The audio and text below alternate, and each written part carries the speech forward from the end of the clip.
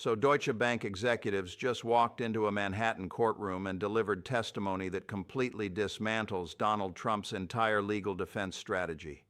We're talking about the bank that has financed Trump's empire for decades, the institution that knows every detail of his financial dealings, and they just told a federal judge that Trump's loan applications contained information so inflated, so wildly disconnected from reality, that their own internal risk assessments flagged them as potential fraud. It's honestly hard to believe they said that out loud. But guess what? They did, under oath, with documentary evidence to back it up. And here's where it gets even wilder. Warren Buffett, who has stayed conspicuously silent on Trump for years, just issued what insiders are calling an emergency statement warning that if major financial institutions can be defrauded at this scale without consequences, the entire foundation of American banking integrity collapses. This isn't just about Trump facing another lawsuit. We're talking about the possibility of criminal referrals, the complete unraveling of his business empire, and a financial scandal that could reshape how we think about presidential accountability. And trust me, the implications of what happened in that courtroom are going to ripple through American politics for years to come. Let me fill you in on what's been happening because the details are absolutely explosive. So Donald Trump has built his entire public persona around being this incredibly successful businessman, this dealmaker extraordinaire who turned a real estate fortune into a global brand. From The Apprentice to his presidential campaign, the central narrative has always been the same. Trump knows money. Trump understands business better than anyone. Trump's financial acumen is what makes him qualified to lead. He's repeated this pattern for decades, leveraging his claimed wealth to secure loans, attract investors, and convince voters that his business success would translate to government competence. Whether it was getting financing for Trump Tower, securing loans for his golf courses, or pitching himself as a billionaire candidate who couldn't be bought, Trump really cemented himself as the ultimate American success story. His supporters bought into this image completely. But here's where the rubber meets the road. We're now deep into multiple civil and criminal investigations into Trump's business practices. His company has been convicted of tax fraud. His CFO served time in prison. His entire financial house of cards is under unprecedented scrutiny. And guess who's stuck right in the middle? Yep, Deutsche Bank, the German financial institution that became Trump's lender of last resort after American banks stopped doing business with him following his bankruptcies in the 90s. The bank is supposed to be protecting its institutional interests and maintaining its reputation as a global financial powerhouse. But here's the kicker.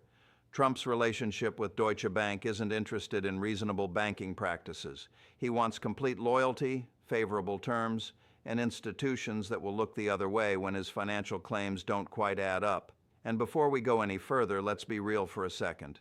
Deutsche Bank has its own troubled history with regulatory violations and questionable lending practices, but even they have legal obligations and internal controls that prevent them from participating in what their own executives now characterize as fraudulent loan applications. Now back to the matter at hand. Reports from around October 23rd revealed just how damaging the Deutsche Bank testimony actually was. Senior executives from the bank's private wealth management division took the stand in New York Attorney General Letitia James's civil fraud case against Trump. They labeled Trump's financial statements as grossly inflated and even went as far as to say that had the bank known the true values of his assets, they never would have approved the loans at the terms they offered. Talk about strong words. Essentially, Deutsche Bank executives were calling Trump's loan applications fraudulent without using that exact legal term, saying he misrepresented his wealth by billions of dollars to secure hundreds of millions in favorable financing.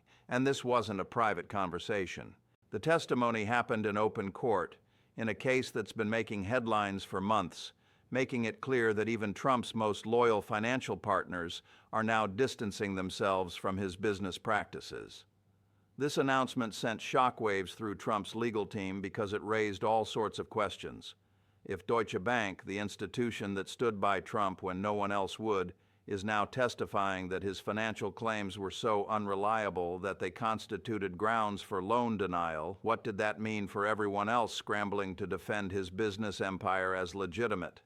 Now, this isn't the first time we've seen this pattern. Trump's loyalty really only extends to himself and his immediate family interests. Whenever someone stops being useful or starts telling uncomfortable truths about his conduct, he's quick to turn on them or watch as they distance themselves to protect their own interests. We've spotted this pattern time and time again. Just think about how he turned on Jeff Sessions right after the Attorney General recused himself from the Russia investigation. Sessions had been one of Trump's earliest and most loyal supporters during the 2016 campaign, the first senator to endorse him. But the moment Sessions followed Justice Department ethics guidelines and stepped back from overseeing an investigation Trump wanted controlled, Trump spent 2 years publicly humiliating him, calling him weak, demanding his resignation, and eventually forcing him out. Sessions went from trusted ally to scorned enemy the moment he prioritized legal ethics over personal loyalty. Then there was Bill Barr. Trump appointed Barr specifically because he believed the former Attorney General would serve as his personal protector. And for a while, Barr played that role, releasing a misleading summary of the Mueller report and taking positions that favored Trump's interests. But when it came time to back Trump's claims of massive election fraud in 2020, Barr looked at the actual evidence and publicly stated there was no fraud sufficient to overturn the election results. Trump wasn't pleased when Barr told the truth, and Barr resigned shortly after, later writing a book criticizing Trump's conduct and calling his election claims baseless. The relationship that had seemed unbreakable fractured the moment Barr chose facts over loyalty. And let's not forget how he distanced himself from Mike Pence when his own vice president refused to unilaterally overturn the 2020 election results. Pence had been unfailingly loyal for 4 years, defending Trump through scandal after scandal, standing by him through the Access Hollywood tape, the Mueller investigation, the first impeachment. But when Pence told Trump he didn't have constitutional authority to reject electoral votes on January 6th, Trump turned on him instantly. He encouraged a mob that erected a gallows and chanted threats against Pence.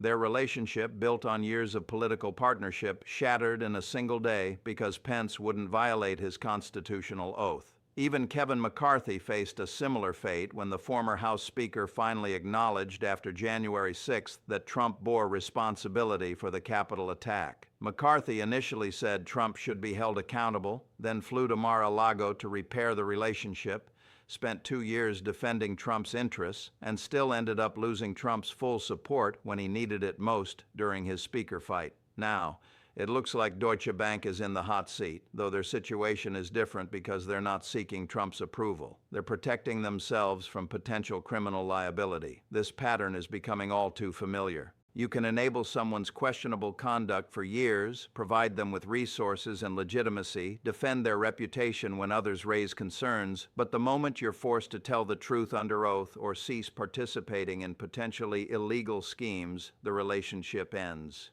Either you get turned on viciously or you distance yourself to avoid prosecution.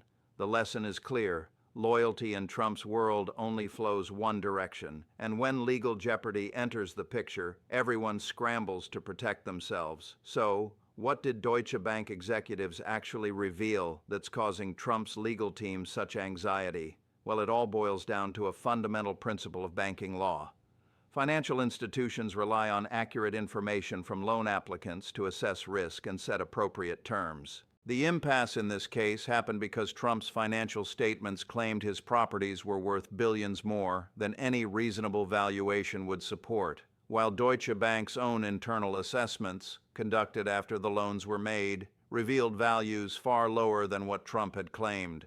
Ultimately, the bank continued the relationship for years, since no one internally was willing to flag the discrepancies formally, but now, under legal scrutiny, they can't maintain that position. As lenders evaluating these applications, Deutsche Bank executives decided to take a cooperative stance with the Attorney General's investigation. They reviewed their internal documents, produced emails showing concerns about Trump's valuations, and testified about their standard procedures for verifying financial information. Their approach seemed to be laying the groundwork for claiming they were deceived rather than complicit. At first, Trump's team seemed confident they could portray this as standard business negotiation, arguing that banks do their own due diligence and sophisticated lenders aren't victims. They appreciate projecting strength and the notion of everyone being responsible for their own risk assessment. But here's where things started to go wrong. But as the testimony continued into its second and third days, some serious problems started cropping up.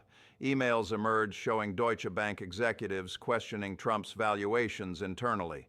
Documents revealed that some of Trump's claimed asset values were inflated by 200 to 300%, and testimony confirmed that had the bank known the true numbers, the loan terms would have been dramatically different, or the loans would have been denied entirely. While Trump's attorneys were steadfast in claiming this was normal business practice and that banks never rely solely on client representations, predictably, the testimony began to paint a picture of systematic misrepresentation that went far beyond aggressive but legal business tactics. This was the moment Trump's legal team began to sweat a little. You see, Trump values winning above all else, maintaining the image of business competence, and overall avoiding any admission that his wealth is overstated. He doesn't want to be tied to testimony from his own longtime bank that suggests his financial statements were so unreliable they constituted fraud. That's definitely not the narrative he seeks.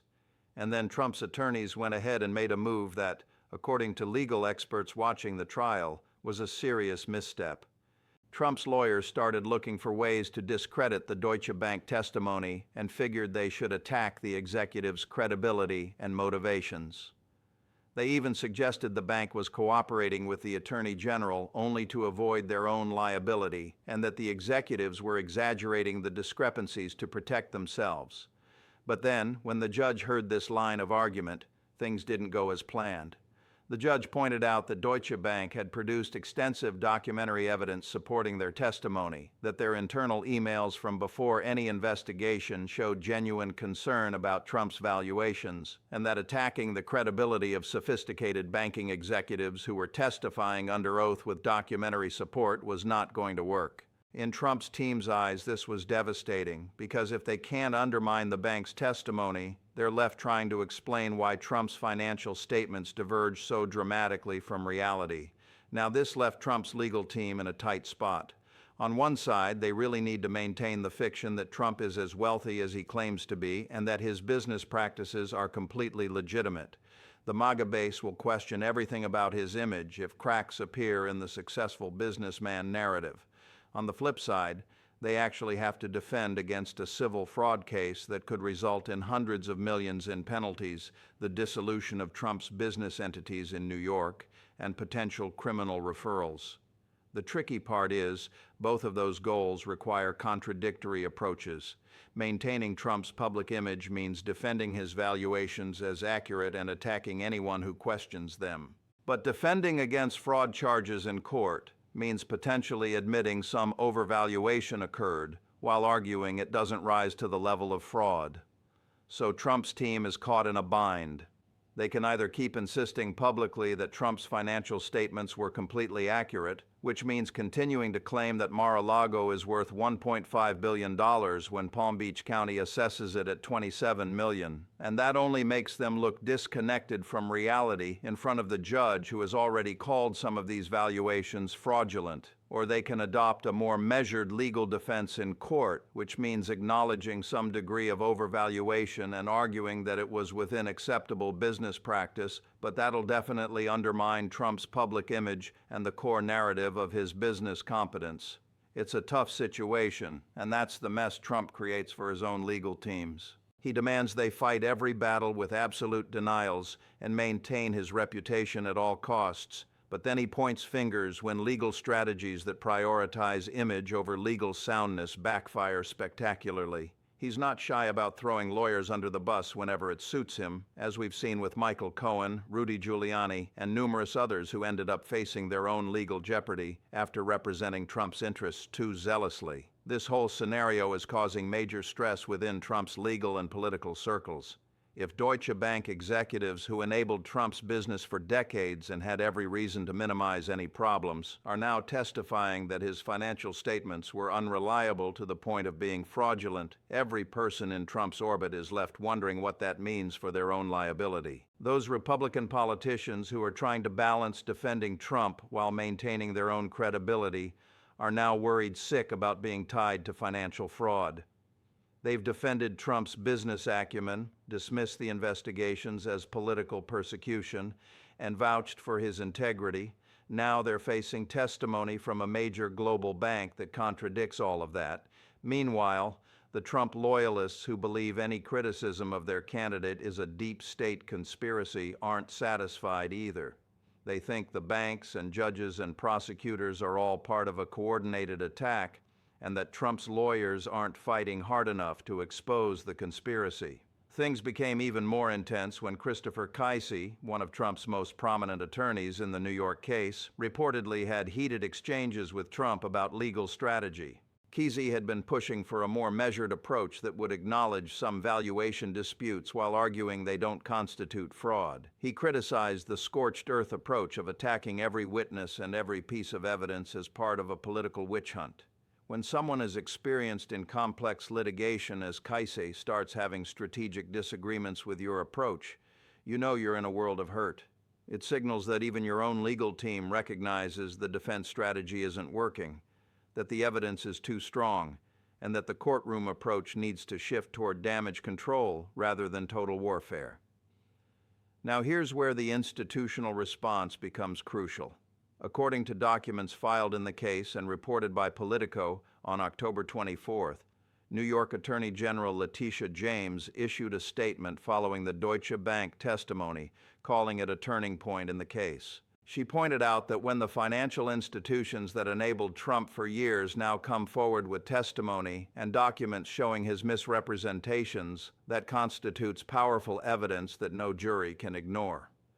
She went on to say that Trump's pattern of fraudulent conduct wasn't just bad business practice, it was systematic deception that harmed New York's financial markets and gave Trump unfair advantages over honest businesses that reported their finances accurately. The legal process in this case has moved with unusual speed for such a complex financial fraud matter, and Judge Arthur Engoron has made clear he views this as urgent. After all, every day that Trump continues to operate businesses in New York using certificates obtained through allegedly fraudulent means is another day the state's business environment is compromised. And let me tell you, the judge didn't hold back with his preliminary rulings. Even before this testimony, Judge Engoron had already issued a partial summary judgment finding that Trump had committed fraud by inflating his net worth by billions of dollars. The judge declared that Trump's financial statements were so divorced from reality that no reasonable person could view them as anything other than fraudulent. That's legal speak for saying you've got no solid ground to stand on here. There's no gray area or competing interpretation. Your valuations were false. Period. Judge Engoron calling out Trump's business practices in such stark terms created a real stir. It's a significant move, reminding everyone that civil courts have the power to dissolve businesses, impose massive penalties, and ban individuals from conducting business in their jurisdiction when fraud is proven. This is a huge deal that doesn't usually happen to former presidents or major business figures without absolutely overwhelming evidence. Legal experts are noting that we haven't seen a case quite like this involving a former president's business empire. Andrew Weissmann, a former federal prosecutor who served on Robert Mueller's team and is definitely not someone who can be dismissed as a partisan hack, went on MSNBC and made a statement that really should catch everyone's attention. He said that the Deutsche Bank testimony combined with the documentary evidence creates what he called a nearly insurmountable challenge for Trump's defense. Just think about that for a moment. A prosecutor with decades of experience in complex fraud cases is saying the evidence is that strong, and this is coming from someone who knows exactly what it takes to prove fraud beyond a reasonable doubt in criminal cases, and to meet the lower civil standard in this case. Jennifer Rogers, a former federal prosecutor and current CNN legal analyst, mentioned that when sophisticated financial institutions start producing internal documents that contradict a defendant's claims, juries and judges take that extremely seriously. Banks keep meticulous records specifically to protect themselves from fraud, so when those records show red flags were raised about a client's financial representations, that's devastating evidence. When legal experts from both prosecution and defense backgrounds start tossing around terms like nearly insurmountable and devastating evidence, that's the moment to really pay attention. So let's break down what this showdown could mean, because it's not just a captivating legal story about a former president's business practices. It has serious consequences for how our political system handles accountability for financial crimes and whether anyone is truly above the law. First up is the immediate political fallout. Trump is already facing significant backlash due to 4 separate criminal indictments, and his standing in general election polls has been deteriorating as independent voters express exhaustion with the legal drama. Republican primary voters remain loyal, but in a general election, character and trustworthiness matter, especially to suburban moderates and older voters who typically prioritize stability and ethical conduct. The Deutsche Bank testimony feeding into the narrative that Trump's business success was built on fraud rather than skill is devastating for his political brand. And honestly, that's not the best look for someone whose entire political appeal rests on business competence. Most folks in America have a good deal of respect for the banking system as a vital part of our economy, even if they don't always agree with specific practices. When a major global financial institution essentially validates fraud allegations against you under oath, that's politically toxic. Democrats are definitely planning to take advantage of this situation. They'll argue that Trump believes he's above the law and does not hold business ethics or honest dealing in high regard, and they'll have sworn testimony from Deutsche Bank executives backing up those claims.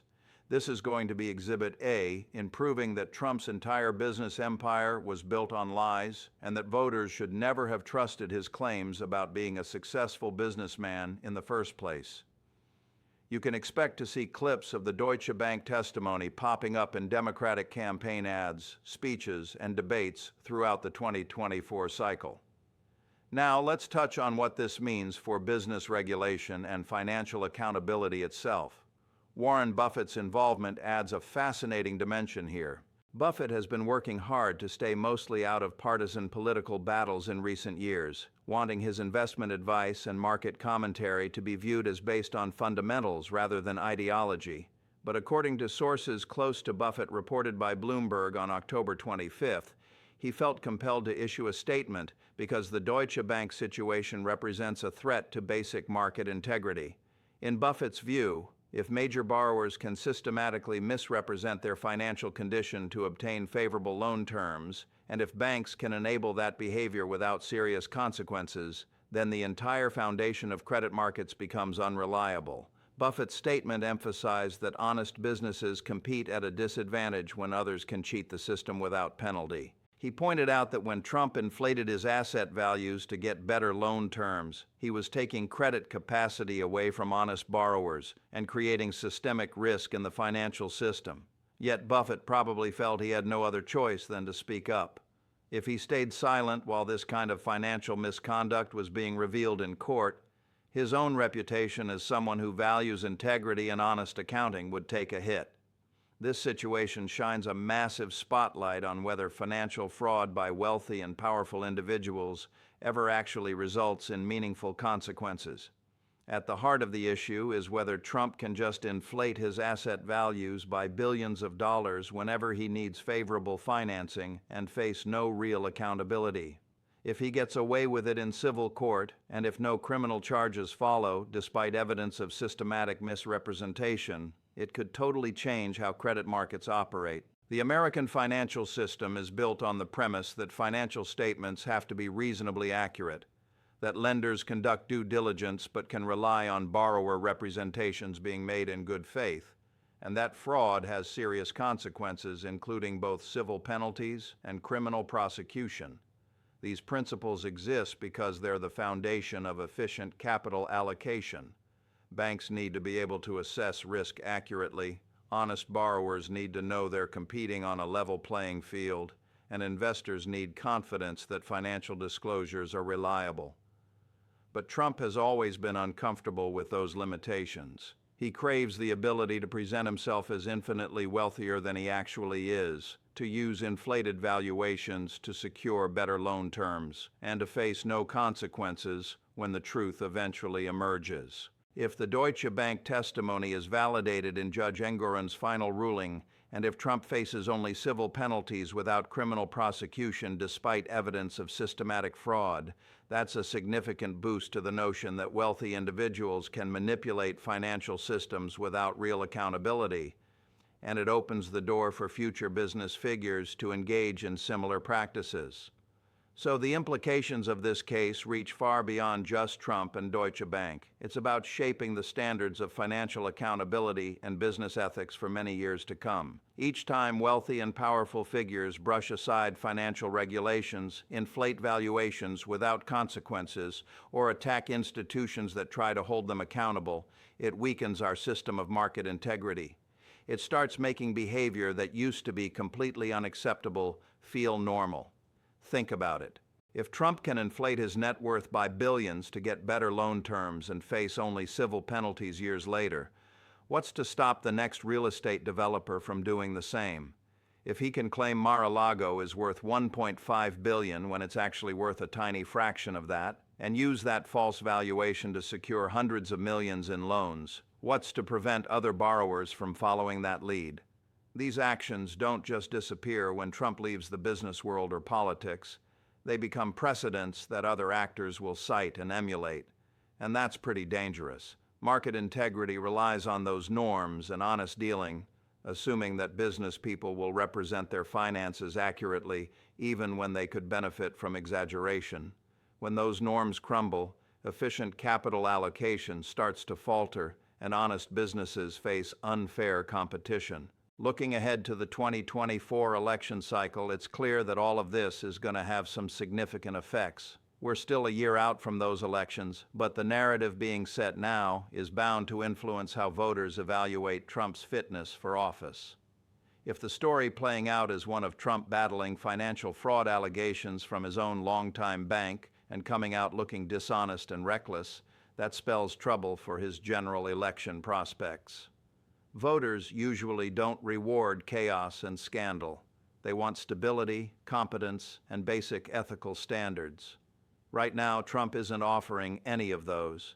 His business empire is under attack from multiple directions. His longtime financial partners are testifying against him under oath, and judges are using words like fraud and systematic deception to describe his conduct.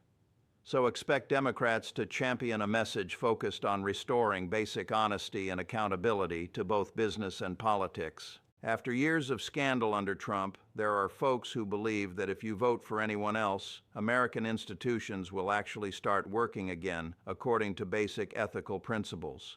They're promising no more constant legal crises or revelations that the person seeking power built their reputation on lies, just normal governance by people who follow the rules. That message might just hit home for a lot of voters, including some Republicans who are exhausted by the constant drama and want their party to move on to candidates without this level of legal baggage. So, here's the deal. Deutsche Bank executives just testified under oath that Trump's financial statements were so inflated that they constituted grounds for denying his loans had the truth been known. And Warren Buffett issued an emergency statement warning that if this kind of fraud goes unpunished, market integrity collapses. This isn't just about Trump facing legal jeopardy.